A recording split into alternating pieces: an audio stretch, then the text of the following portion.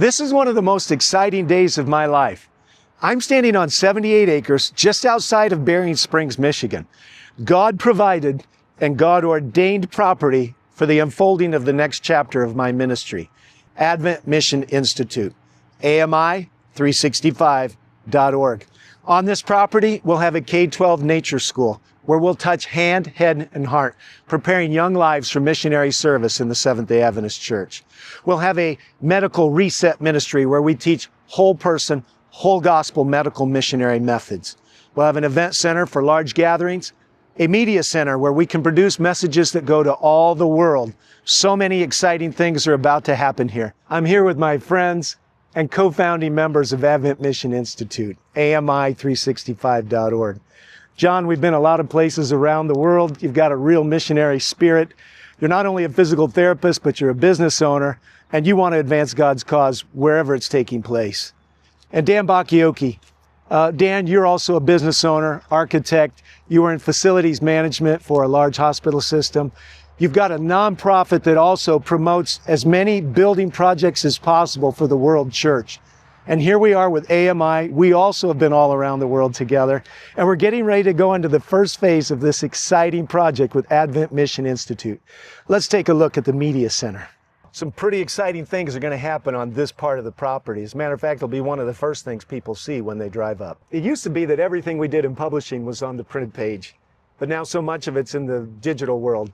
Dan, what do you think is going to happen as a result of this building? This state-of-the-art media building is going to afford AMI and those that are going to serve in the ministry of serving the movement of the Adventist Church to reach the globe. And so from here, we will produce videos, audio. We will have the digital footprint that will connect the world over for those that want to have a personal connection with Christ. If you don't mind, Dan, tell us about some of the details of the building. Well, in its present design, it's 8,500 square feet. We have 2 video studios that will afford 3 to 4 different studio sets. We have a dedicated audio studio. All the editing is necessary. We're also, since this is the very first building, setting up the IT for the entire campus within this building and the operational support of offices and conference rooms as well. It'll be completely acoustically isolated as it needs to be, and it's exciting because it'll afford from this one location to reach the world over. We're now standing at the future location of the Advent Mission Institute Event Center, a gathering place for bonding. Peter talks about us like living stones being jointly fit together. It's the message, it's the mission. Dan, talk to us a little bit about how you see this building facilitating the mission of the church. The key to this event center is to allow human interaction. We want to meet, we want to worship, we want to educate, but we need people to interact with each other to become the living stones. So not only do we have seating capacity for 750 people, but we have a lot of fellowship space that surrounds the meeting hall. We have classrooms, but it's all very flexible to allow numerous amounts of various activities for the ministries. So we'll have religious liberty weekends here. We'll have medical missionary events here. We'll have educational events here. There'll probably be all kinds of other social events and missionary-minded events that happened in this space to make God's church together, to build a team, and to go out with a burden for the lost. Amen. This next part of Advent Mission Institute may be one of the most exciting. We're standing not far away from where the medical missionary work will have a sizable footprint on these 78 acres. Ellen White said in 1902, in letter 110, that in the due course of time, a sanitarium or lifestyle hospital was to be built in Berrien Springs, not to compete with anyone else, but for the training of the students. Now, we believe that that training is for far more than the students. She would also say that the separating of the medical missionary workers from the pastors would be one of the worst evils that could come upon the church. What we're seeing in the world right now is a revival of interest in the medical missionary work. This is a training center. Berrien Springs is a center of influence. And the medical missionary complex that's going to be built here is going to meet a very unique need for sending out light to all parts of the globe. Not only will people be able to come here for training and treatment, but there will be the opportunity for medical missionaries to go from this place out into the churches and strengthen the work in the local environments. This has to be one of the most exciting parts of the facility development, to bring to life a present-day movement prophets, prophecy that has yet to come to fruition, the ability to bring that sanitarium she prophesied about. So we're standing in a soybean field, which is essentially going to be the edge of the parking area. From here, there will be pedestrian bridges. There'll be buildings that will be set in ravines and among streams with various views of the beauty that this land offers.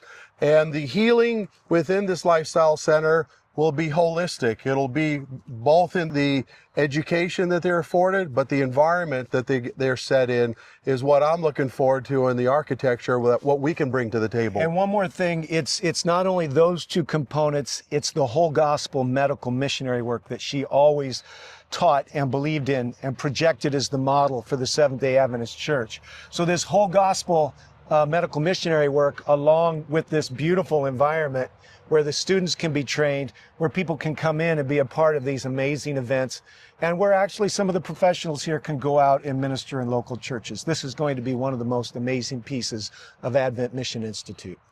So why are we stopping here? The nature school, which is very near and dear to me as an individual that love to work with my hands and learn with my hands versus a classroom. We're going to start a K-8 school just beyond these woods. And the education is going to use the woods, we'll use the streams, we'll use the gullies. All of this will be part of the educational curriculum. So we're going for hand, heart, and head. Most of the world's education has gone to the head, but we believe in formative, not just informative education. And the nature-based education, the hands-on education is going to be fantastic here.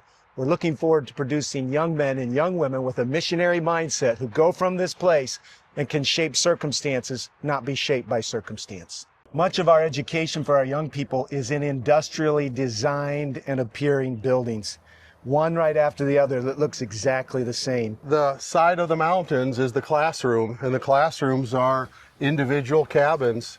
And so students will be attending their classes inside of a cabin nestled in the woods. And from that, they go to a collective meeting space, which will be along the edge of this hill, which will be overlooking 8 to 10 acre lake. This is Berrien Springs. There's a reason it got that name. In these hills, and we're fairly close to the river, there's streams and springs that flow down all the way to Lake Michigan. This is a low spot in the lower farm. This is where the 8 acre lake is going to be dug. This is going to be a center point around which much recreation, rest, and renewal takes place. I think this lake is going to be every visitor's joy, not just because we're going to offer RV hookups for those attending our workshops, but because of the hub of activity around this lake. We've got K-8 education, we've got farm operation, we've got administrators. We're going to have this lake become an integral component of our nature education. We'll stock it with fish.